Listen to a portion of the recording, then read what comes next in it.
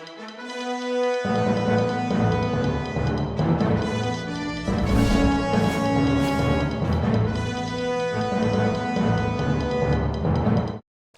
digga-digga-do-do-do. A digga-digga-do, a mojo maker, and I'm in another game. A do-do-digga-do-do. Where are you, in the house? A digga-digga-do. I'm outside. Come look at me. Come look at this awesomeness. Okay, there, I sent it. A digga-digga-digga-do. Yes, guy. Troll? A digga-digga-digga-do. I'm a troll. A dooba-dooba-dooba-do. That's pretty cool looking. You know, with all that running around like an idiot, it makes me wonder, what did I really learn this week? Number 1! This week, we learned that VP points and heroics are getting a major overhaul, and one of the coolest and smartest things I've ever seen Blizzard do since the introduction of heroic dungeons and the various point and mark systems. Now, conventional wisdom says that players should only be allowed to do heroics once a day, forcing players to log in every day or slow down the overall server progression on tier 11 items. Other games do the exact same. But some genius over at Blizzard realized it's not through control that you keep your player base, but through freedom. In fact, I'm pretty sure that sounded like a line from one of the Star Wars movies, but still, think about that for a minute. That's brilliant. Now, rather than force you to do 7 dailies for 70 VP apiece over a span of 7 days, you are only restricted to 7 per week. Meaning, in theory, you could do all 7 on a Monday, then focus the rest of your week on this thing called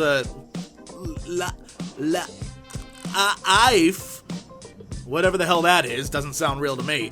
Now what's even cooler is that ZG and ZA will also give you an additional 70 for a total of 140 for each run.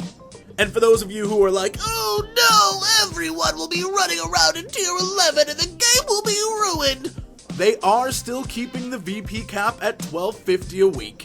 And for those of you who are raiding and don't want to spend all day in a Tol'Vir queue, nothing really changes. And remember, before we have a freakout, you can only get 3 of 5 tier pieces just from VP points. Which means, unless a pug is doing Cho'Gall or Neff, which I doubt, I don't think we're going to see any 4-piece puggers anytime soon. So raiders, you can sleep sound at night.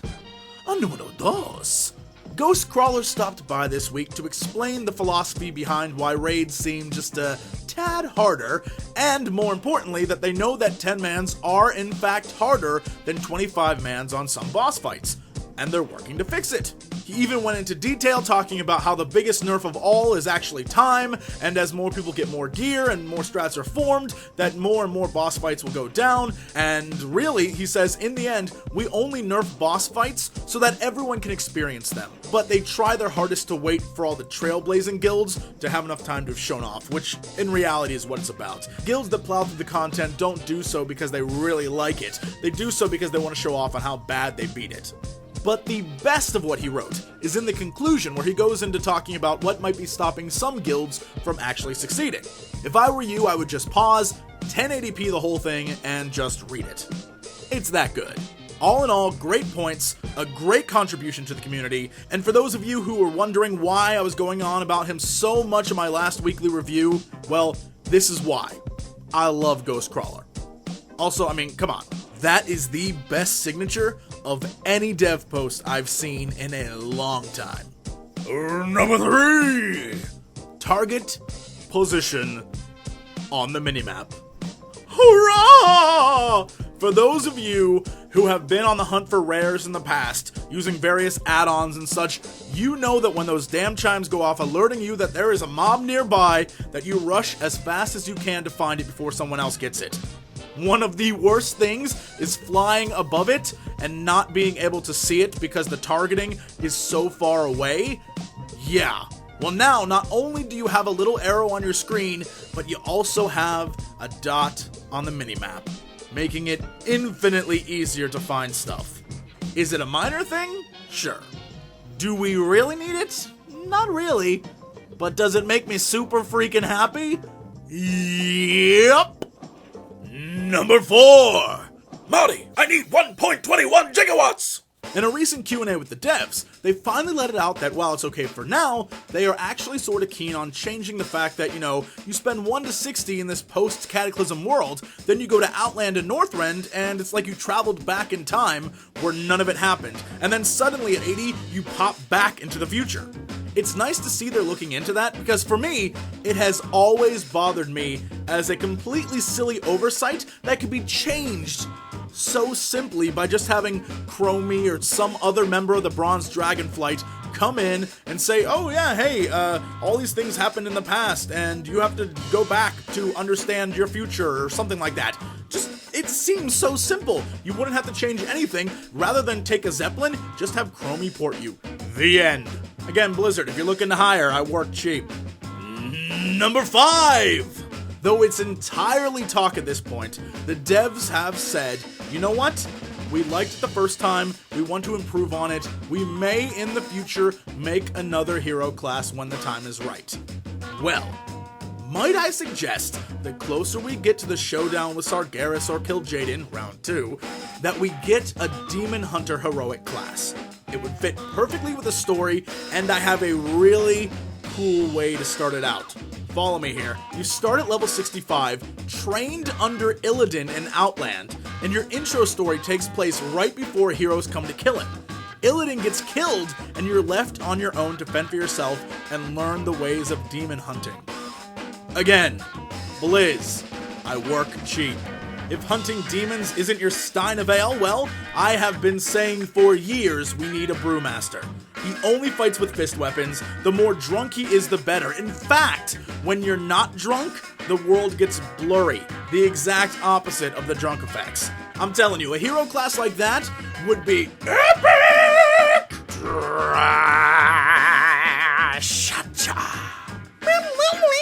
So epic! To the guild pandemonium on Gorefiend. You run a hell of a tight ship. A few of them led a 350 plus gear score pug into Bastion of Twilight, and we wrecked house in there. I was completely impressed. We one-shot every boss but Cho'Gall. It was amazing. And while I was there, I was blessed by a girl on vent with a adorable Australian accent, and I just have to say, I really thought about changing the name of this segment to Jessie Falls in Love, mate. Ugh, even I'm embarrassed for me. Would you like the shrimp and the Barbie? Besides pugging, I spent most of the week learning how to stay alive when soloing in BGs. Because I haven't done a lot of BGs lately, I really don't have the gear for it. So everyone else is in their super awesome, Gladiator and, Resilience gear, and I have none. So I really had to learn to, stay in the back of the pack and only attack when there were, 12 of us, because, wow, if I went out there by myself, it is not like it was back in the beginning of Cata. I got owned. So, yeah. Lesson learned. And finally, for those of you who haven't done Northern Stranglethorn, there is an epic quest there where you get to play as a baby raptor and escape from ZG. It is fun as hell, man. It almost makes me wish I didn't have to move on to trash. This week's trash is, I guess, a pet peeve of mine. I know no one else will care, but when I'm filming a scene that I deem vital to a video, it pisses me the hell off when someone goes, oh hey look, it's Mojo Maker, and they land and just stay there and completely ruin the shot. I have nothing against anyone who does this, and frankly, I'm sort of flattered, but it still is aggravating because you only get to see that scene one time, and if you lose it, you lose it. It just sometimes makes me want to scream, I'm your responses! Shaman Shrey says, Jesse doesn't have his own Wikipedia page. No, not Wowpedia or WowWiki or whatever it's called now, Wikipedia. He needs one. Right now. You know what? I completely agree. And I do not want that thing filled with facts. I want completely made up crazy stuff like, Jesse Cox was drafted by Thomas Jefferson on July 4th, 1776. After only serving as a child for 4 years, he was promoted to chimpanzee and given the rank of Rear Admiral in Her Majesty's Royal Air Force, where he flew 24 consecutive missions against the Kaiser during the Battle of Endor. Now that's a wiki. Shinhakoru says, on a tangent, Maybe this is why gods don't openly walk the earth anymore. Too much QQ and rage quitting in real life. You, sir, are a gentleman and a scholar. That is just about the best proof for an existence of God since Bill O'Reilly's "the tides come in, the tides go out." You can't explain that rant. I know for a fact if I was a being of infinite power, I would have wiped the world clean 5 minutes after the first "this hunting for food is too hard. Why do saber-toothed tigers have +5 to speed?" Boop, deleted. Lani7 replies, "Wow, Jesse, I've been watching your videos for a long while, but I never comment on them. You really make me laugh my ass off, especially now when you faked your crying. Keep up the good work." First off, thank you, dude. But it turns out that some of my over-the-top antics last week didn't go over so well with some of the viewers. But, remember, while this is sorta, kinda, maybe a news show, it really is like a comedy show that, has things that I think are important in it. And you know what? Comedy is hit and miss. If I did a show that was straight MMO news, or WoW news, or whatever, even I would get bored and go watch one of the 1,000 others that are doing the exact same thing that probably have even more informative commentary and hot chicks with low-cut outfits. So, yeah. What I do is commentator comedy. Think of it like a Stephen Colbert of WoW, or a Joel McHale of The Soup. I'm just here to make you laugh, maybe throw out some facts. Like I said, sometimes it's hit and miss.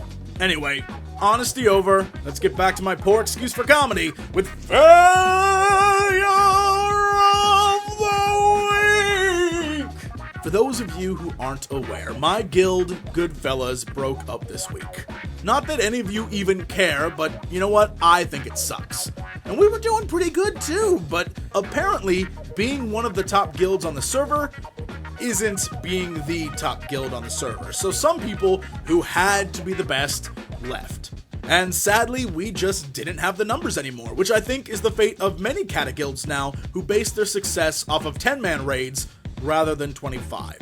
You know what? I suppose it was meant to be. I mean, we were a guild founded to get achievements and heroic raids done, but apparently we weren't doing them fast enough for some people.